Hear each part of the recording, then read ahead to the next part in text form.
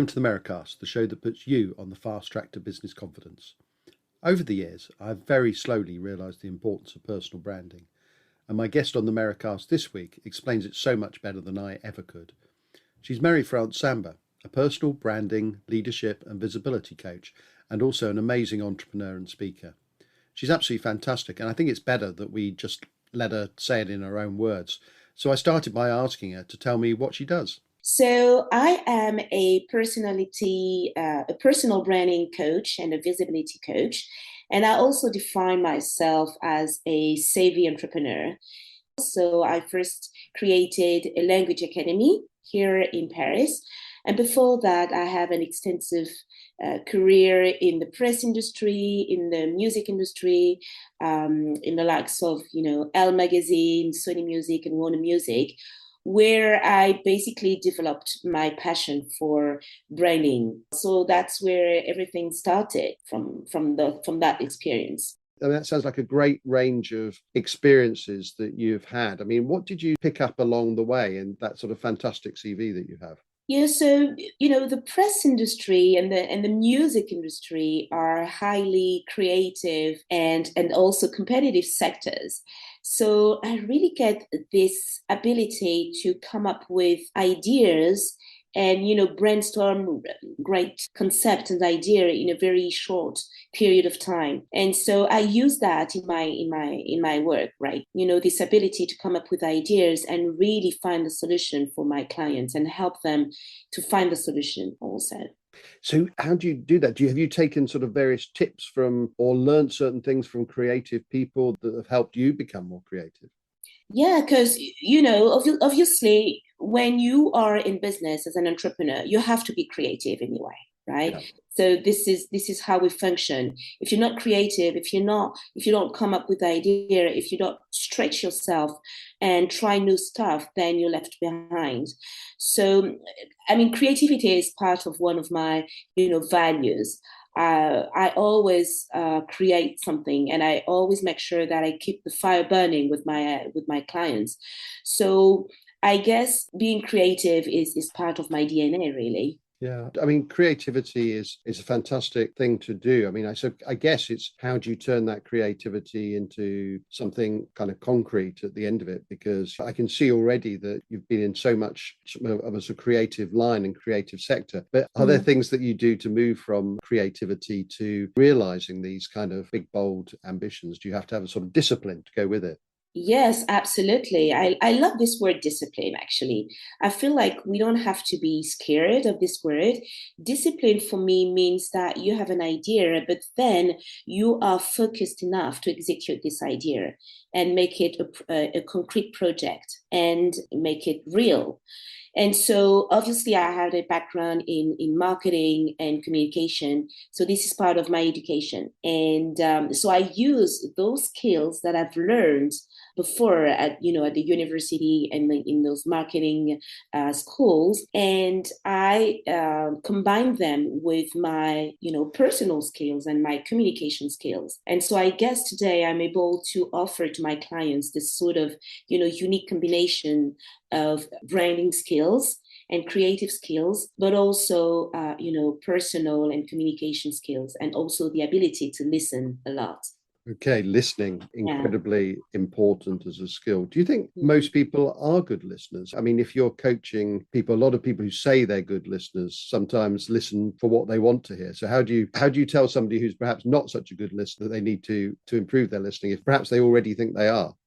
Yeah, that's a really interesting question. For me, my secret weapon, I should say that, is that I have the ability to ask accurate questions, Yeah. right? So that's really how I do it. And the power of asking questions will put my client in a space where they feel free and safe to open up and really work on their goals. So that's how I do it. The power of asking powerful questions and creating a safe space for them to evolve and to work on their goals. I really get what you're saying there because, in the years when I worked as a journalist, I thought I was a good listener, but then I realized I wasn't because I was asking questions because I was trying to write an article or I was listening for a Mhm. quote or the headline. And I wasn't really a particularly Mhm. good listener at that point. But it's only when I went into consultancy myself, I realized that a lot of the issues are much more multidimensional and it's all about that power, as you say, of the Mhm. of question. And also I wanted to add a point there about the ability to listen. For me, I always remember that I'm acting from a place of service, and whenever I keep that in mind, that's how I'm the best listener. I'm coming there, I'm here to serve my clients, not to brag on something or let my ego take over. I put my ego aside and I'm here to serve to the best of my abilities. And that's how I'm able to listen. Okay, let's move forward to a moment where you set up your own coaching business 5 years ago. What inspired you to start it as opposed to perhaps joining an already established business? Was it something you'd always wanted to do? Was there a particular moment that where you realized, yes, this is it, this is what I want to do? Yeah. So that was in 2017. And at the time, I had developed a passion for women empowerment. So I started to attend every business events under the sun, from Paris, Milan, London, Stockholm, Oslo. I was there. I was present and I was learning a lot. And then I realized that people thought at the time that I was a coach. When I started to interact with people and to network with people, I realized that I was giving them advice and guidance, but I wasn't a coach at the time. That wasn't part of my plan at all. At the Mhm. time I was, leading this language academy, this language business. I was totally fine with that. Business was good. And, becoming a coach was simply not part of my plan. But then other people came to me and they were like, oh my God, you gave me such great advice on that topic, on my mindset and how I should present myself to the world. Thank you so much. And I was like, oh, so there must be something there. And so at that point, I had no choice but to listen to my calling. And this calling was to help women to empower themselves, to share their message, and to develop their business. So yeah, so I listened to that calling, and I signed up to the beautiful You Coaching Academy, which is an Australian academy. And I graduated from that academy, and from that moment on, I've been coaching thousands of women worldwide. So yeah, that's how it all started. So 2017 was really the key moment when I realized that, when you step out there, when you get visible, and when you start to share what you have inside, this burning desire to serve people, that's when the magic happens, let's say that. And that's when people are interested, and that's when people are attracted to you. And so, in those moments where you sort of found what was in you and you started talking to people about it, and people, as you said, assumed that you were a coach, did you find some surprising things that were coming out of your mouth, that wisdom and experience that you maybe had buried and forgotten, and so on? I mean, did you feel I'm actually a natural coach and I can do this, even though you got qualified through the beautiful You Academy? So later on, was there a moment of surprise, if you like, where you thought, "Hello, what's going on here?" Yeah, absolutely. I remember there was a key moment in 2017 at a big conference in Amsterdam. So there were like 200 women in the room, business talented women in the room. And I was totally excited because for the first time, that was the occasion for me to interact and speak to my role models. They were all there, on stage, beautiful lineup of speakers. And so I was like a big fan, and I was like clapping, sitting in the front row, and I was really excited to be there and to be part of this big empowerment moment for women. But then at some point I realized that I was the fan, I was in the fan zone, right? And I was like, I need to step into my zone of genius, and really go out there and use my skills, which are, the ability to understand people's issues, to communicate, and to really serve those people. And so at this stage, I remember I was about to leave the conference for Paris. That was a 2-day conference, and the last big conference was on the last day, and I was about to leave for Paris. But then I knew the organizer, and she called me from the back of the room and said, "Hey, we have 2 more minutes. Marie-France, please come here. And I know you have a big message to share, so I want you to go on stage and please share your message before you go back to Paris. Please, a big round of applause for Marie-France." And there was, with those women clapping for me, and I had no choice but to just go on stage. So I did it, of course, because we all know that as entrepreneurs, when you are given an opportunity to stand out and to share your message, you just grab it. And so I did. And here I was on stage, and I knew I only had like 2 minutes to share my message. So I remember I had this glittering, beautiful jacket on. And my message was like, shine your light, go out there, get down in the arena, and don't be afraid to share your message. And really create a compelling personal brand so that people are going to be attracted to you and wanting to work with you. That's all I have to say. I have to catch my plane back to Paris, and there was this big round of applause. And I was like, wow, this is a key moment for me. So then I realized that as entrepreneurs, we are the heart and soul of our businesses. And therefore, we need to have like this compelling personal brand to really make sure that people get a sense of who we are, right? Yeah. So that was really this key moment. And I remember one woman came to me and was like, your message was really short, but I loved it. Here's my card. I think we should work together. And I remember back on the train to Paris, 2 other women sent me a message saying, "Oh, we loved your energy and your vibration. I feel like we need to work together." And so we started a partnership from there. So that was a really magic moment for me, because I wasn't a coach at all. I didn't have like a website or, any social media at the time. The only thing I had was like my LinkedIn profile that needed to be updated at the time. But, I was my best ambassador, and that was key for me. Yeah, that's a terrific example. Just a quick side question. When you were asked to get up and stand up, I mean, did you sort of feel nervous? Did you feel as though, oh my God, what am I being asked to do? Or did it just tumble out of you, sort of spontaneously what you were going to say? I mean, it flowed once you had to stand up. I feel like it was a bit of both, because obviously it was totally unexpected. I remember I had my coat on, I had my luggage, and I was about to, to leave. And I remember I had my train to catch. So I had mixed feelings, but at the same time, I was excited because I was like, this is my moment. I need to go out there. I need to stop being, on the fan zone and play small under the radar. I need to go out there. This is my moment. And then also I have to say that I was a little bit trained before that, because remember, I used to attend every business event under the sun. So I was used to, network and exchange and also pitch, what I was doing at the time. Yeah. And so that was mixed feeling, but the excitement took over. And so I went on stage and I had a great moment. And so here you are 5 years later. I mean, why do you think your coaching business has been so successful? You had that springboard of that moment where you got up and you spoke, and then suddenly people were thrusting their cards into your hand or texting you on the way back home and so on. But what's been the sort of foundation of your success in the years since then?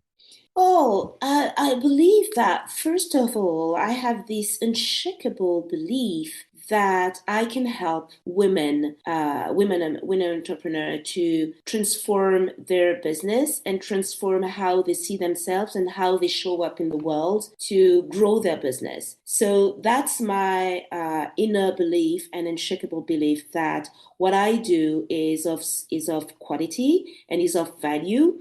And personal branding is key to any entrepreneur. So that's my first belief, and that's my profound belief that personal branding is something that any entrepreneur needs. We all need to get out there, get visible and get clients. So I solve a major problem and a major issue for entrepreneurs, which is how do I stand out? How do I present myself online or offline so that I attract clients instead of, chasing them? So, attracting clients just become very easy and it flows, right? So I have this unshakable belief that I solve a major problem for any entrepreneurs out And there. and I mean, you've mentioned sort of female entrepreneurs, so that Yeah, is your niche, is it? I mean, if a male entrepreneur, I'm just asking for a friend, sort yeah, of came along and said, I need help in this area, is that say, yeah. sorry, I'm not going to help, or is it something you would help people with? No, no, no, absolutely. I'm totally open to, to working with men as well. So I just started with women because for me that was not, the Beautiful You Coaching Academy with an academy where women were just thriving together. So that was the natural path for me. But today I'm very open to help any entrepreneur that needs personal branding because once again, we all need to have a compelling personal brand for us to stand out in our field. And so men and women alike. Okay, so on the subject personal branding, I mean, like there's different ways of looking at it. I mean, you're talking here, you've mentioned and made a reference to the sort of heart and soul of the business, Mhm. personal brand and so on. So are you working on that sort of authenticity and passion that somebody has that you're talking about that stuff? Or are you also looking at how they look, what they're wearing, and is that your niche as well, or is it a bit of both? Yes, it's a bit of both, absolutely. It's I would say it's a combination of coaching and consulting to really help them to let people know what it's like to work with them. Because for me, a personal brand is a personal promise to your clients. So it's you giving your clients a sense of what it's like to work with you. So obviously we work on your personality traits, your qualities. We work on your purpose and why you do what you're doing. And of course, we work on your presence. So that's my 3 Ps, let's say, recipe, working on your, self-awareness, your personality, your quality traits that you want to infuse in your personal brand. Then we're going to look at your purpose, why you do what you're doing, how you want to contribute, what is your big why, and why people would choose you. And finally, we work on your presence because we all need to be present online and offline more than ever before because, we're living in a world that is constantly, changing and moving. And so we have to be there, we have to be present. So, of course, I also work on the visual aspects of the personal brand, which is you, how you present yourself, but also the visual aspect of when your website and your logo, and then the eternal aspects, which are your values, your point of view, what you believe in, your mindset, those kind of things. Now, this, of course, when an entrepreneur has a particular niche and yours is sort of personal branding, I mean, I know this from the content side of things that it also puts you under some pressure. In the content I produce, I always think about like the quality of that content and so on. Have you felt under pressure in terms of your own personal brand because of what you are consulting with others? Yeah, I would say that yes, this is an interesting idea, question about how you feel about the competition and how you feel about others. Yeah. For me, I would say my major asset is that I was raised, in an environment where having a growth mindset was the only way. Yeah. Right. So I grew up in that environment where I was supported. And I remember my mom always telling me, go out there, stand up for yourself, and you are valuable. And I grew up with this idea that I am worthy, complete, and of value. What I have to share is of value. And so I guess this helped me to really get confident about myself and what I put on to the, what I bring to the table. That's a brilliant answer. I guess it's what you hear sometimes about the inner confidence that people have. And I guess if you're working with somebody who has that inner confidence, then does that make your job easier? Then in terms of when you're working with people, that their personal brand can shine through. They've got a sort of like an inner core of confidence. Yes, I mean it's definitely an asset for me because for me it's about being yourself, right? It's about being authentic. So I'm not trying to be someone else. I'm not trying to compare myself too much. I trust my ability to help my clients achieve their goals. So that's this, again, that's unshakable belief that what I bring to the table is of value, and I am able to help and empower my clients to transform their lives and to transform their business and to achieve their goals. So I also help my clients with that because, as entrepreneurs, we sometimes suffer from these imposter syndromes. We feel like we're not enough. We feel like there are so many people out there. Who am I to share my message and to try and make a difference? And what I say to my client is that we all unique. And so nobody is going to serve the way you serve. And so we start from that. We start from delete this belief that everybody else is better than myself. We start by really make sure that they step into that growth mindset of believing that they are unique and they're going to serve in their unique way. Thank you so much for that. That I'm sure our listeners will find that as an incredibly helpful answer. Also helpful in our experience for listeners has been when we talk about some of the obstacles and challenges that you've faced along the road, because life is not without its bumps along the road. And I mean, what have been yours? I mean, in terms of your in a business sense, have you faced particular challenges, and how did you overcome them? Yes, absolutely. So FOMO was definitely my biggest challenges. This fear of missing out, and I suffered from like the shiny object syndrome. Yeah. I remember I started a training, and I get so excited. Let's say it was on money mindset, for example. I get excited, and then I saw another training, and I would do that. And so it was really this lack of focus and this shiny object syndrome. But then when I realized that, I trained myself to believe that I need to focus on one thing at a time. And I remember I read this beautiful book from Gary Keller, I believe, and it's called The One Thing. And so that book really changed my belief and really helped me to focus on one thing at a time. So that was one of my biggest challenges.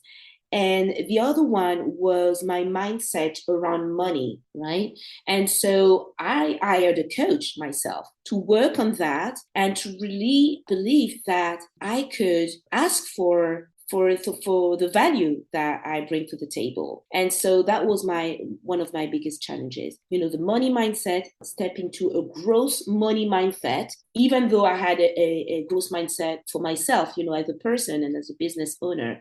But the money area was some kind of a challenge for me. And hopefully I overcome that.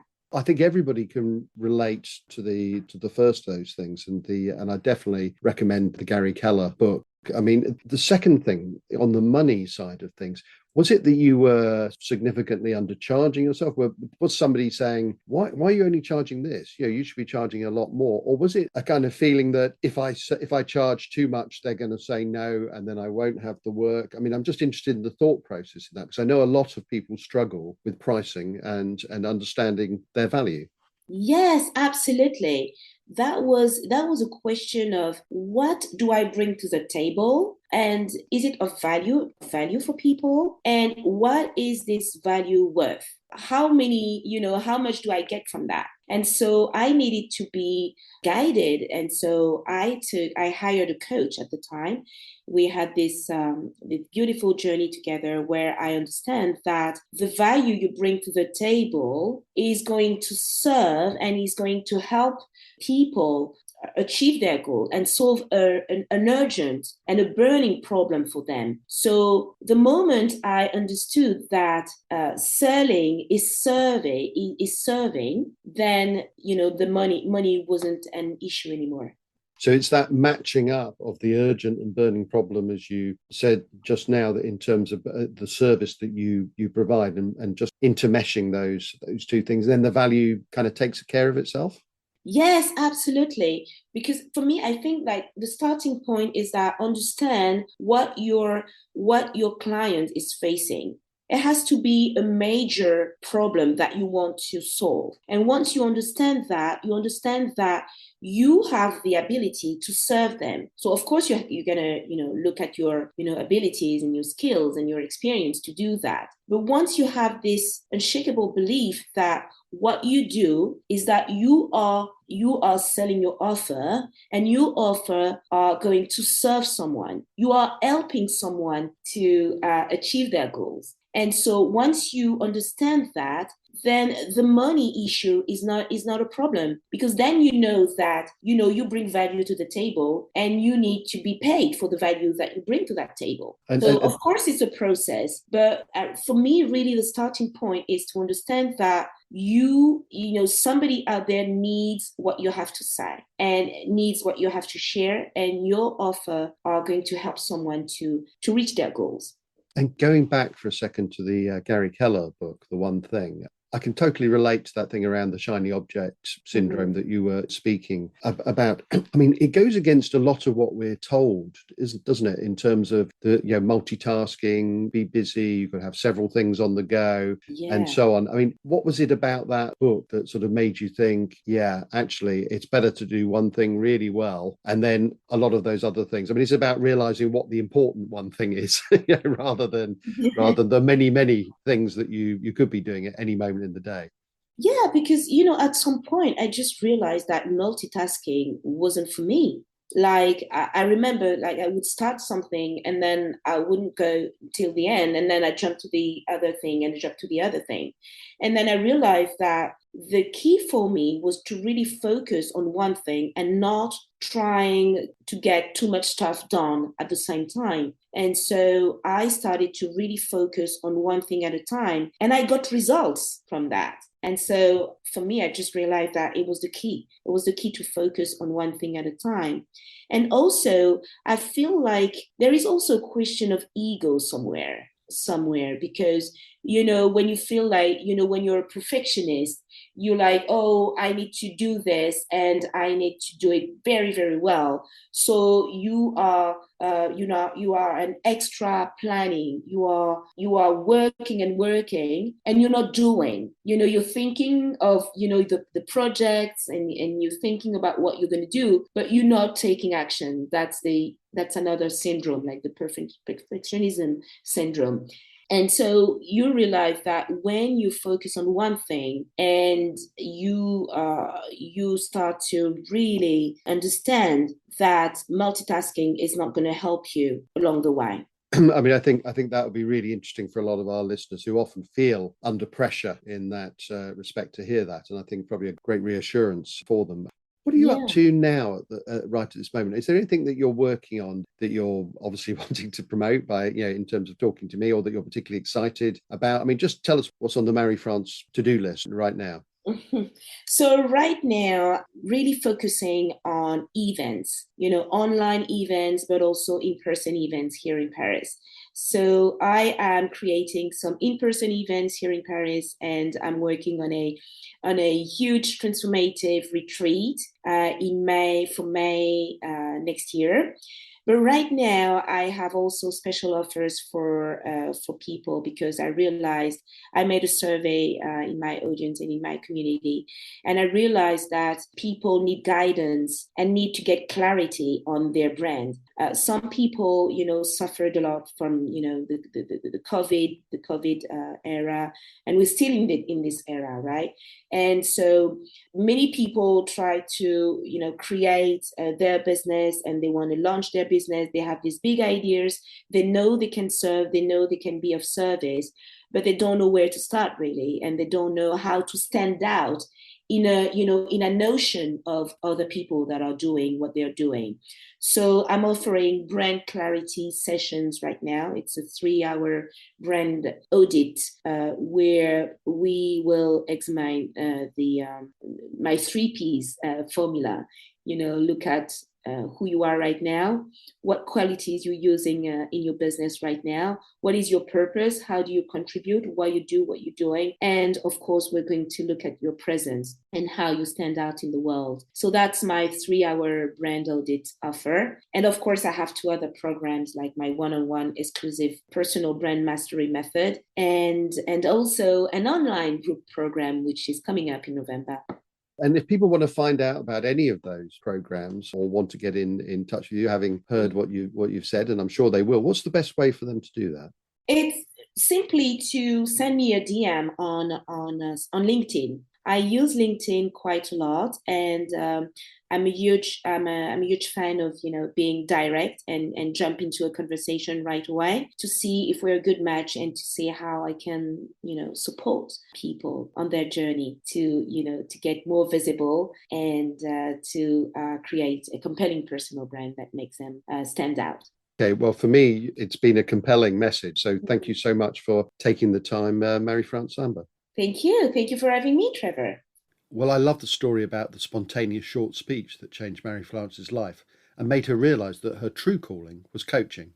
And also what she said about why the key for any entrepreneur is a compelling personal brand, acting from a place of service and putting your ego to one side. All those insights were so valuable. So thank you, Merri-France. And thank you too for tuning in. If you enjoyed today's episode, we'd love for you to subscribe, rate and review through your usual podcast provider. And if you want to find out more about the Merri-Cast or about our business Merriborn Media, you can find us on LinkedIn or email me at trevor.meriden@merribornmedia.co.uk. Don't forget to join us for our next episode. But until then, thanks for listening.